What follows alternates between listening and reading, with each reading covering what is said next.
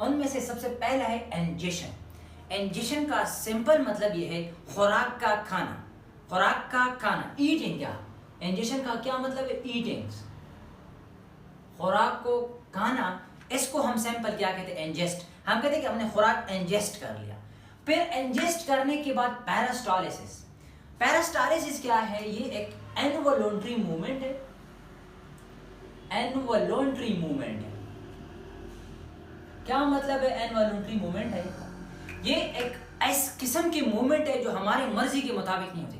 For example, हमने जब एक बार नवाला को एंटर कर लिया मुंह में, अब यहाँ पे थोड़ा सा भी मुंह से आगे चला गया नवाला, तो ये इसी तरह कंट्रैक्शन मसल स्टार्ट कर लेते हैं। फॉर एग्जांपल, आगे नवाला है इसी तरह, फॉर एग्जांपल यहाँ पे नवाला है नीचे से, पीछे से जो उसके मसल होते हैं वो कंट्रैक्ट होते हैं, रिलैक्स होते हैं, और ये नवाला जो होता है वो खुराक की मालिक्यूल जो होते हैं वो आगे डाइजेस्टिव सिस्टम नीचे स्टमक की तरफ, लार्ज इंटेस्टाइन की तरफ क्या कर लेते हैं?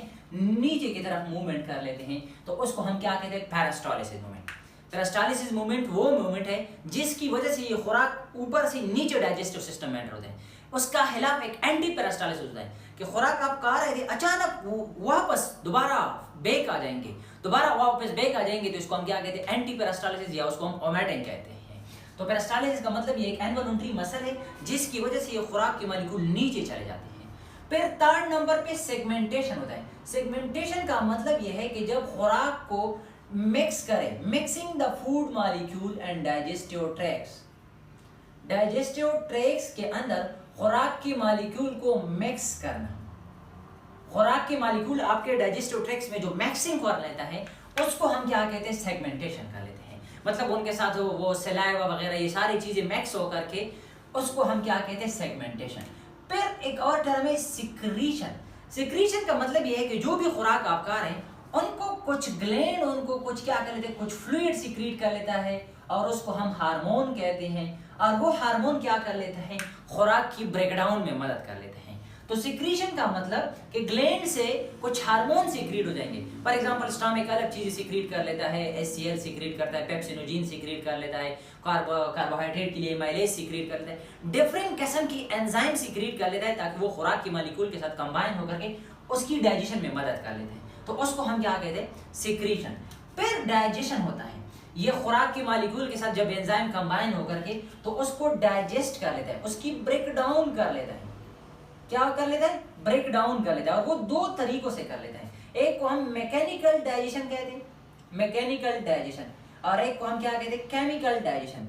मैकेनिकल नाम से जाहिर है कि इनमें से कोई हार्मोन ग्लैंड वगैरह रिलीज नहीं होंगे ना, उसमें से फिजिकल पार्ट्स इन्वॉल्व होंगे। आपके जो टीथ होते हैं या स्टमक के जो वाल होते हैं उनके थ्रू जो डाइजेशन होता है उसको हम क्या कहते हैं? Mechanical digestion. केमिकल डाइजेशन का मतलब यह है कि वो जो ग्लैंड उसको सिक्रीशन कर लेते, कुछ एंजाइम सिक्रीट कर ले, कुछ फ्लूइड सिक्रीट कर ले और वो डाइजेशन में मदद कर ले, तो उसको हम क्या कहते हैं? केमिकल डाइजेशन कहते हैं। फिर डाइजेशन के बाद जो होगा वो अब्जॉर्प्शन होगा। अब्जॉर्प्शन का मतलब यह है कि वो जो इंटेस्टाइन होते हैं उसमें क्या होता है?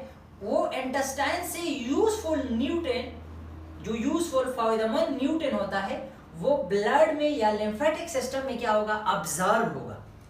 क्या होगा? अब्जॉर्ब। फॉर एग्जांपल, इंटेस्टाइन में चीज की ब्रेक डाउन हो रही थी, वहां जितने भी यूजफुल चीज होते हैं वहां वो इंटेस्टाइन से ब्लड में एंटर होती है, ब्लड में अब्जॉर्ब होती है और वो ब्लड में आकर जाकर के डिफरेंट फंक्शन परफॉर्म कर लेते हैं। तो उसको हम क्या कहते हैं? अब्जॉर्प्शन कहते हैं। लास्ट में डिफिकेशन कहते हैं, इसको हम ईजेशन भी कहते हैं। Defecation is also called egestion. इसमें हम क्या कर लेते हैं? Removal of waste products, removal of waste products.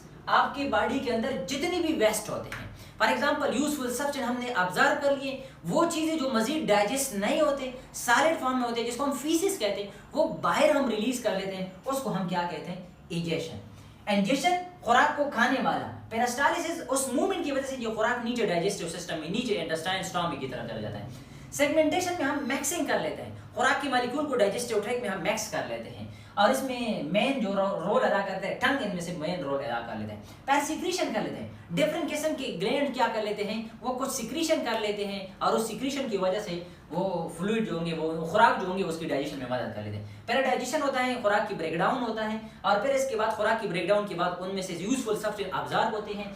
फिर अब्जॉर्प्शन के बाद डिफेक्शन होते हैं, डिफिकेशन होते हैं। डिफिकेशन या इजेशन का मतलब ये है कि उनमें से जो अनयूजफुल मटेरियल है, जो डाइजेस्ट नहीं होते वो बाहर हम वॉशरूम में या बाहर हम क्या कर लेते हैं, बाहर निकाल देते हैं, तो इसको हम क्या कहते हैं, एजिशन कहते हैं।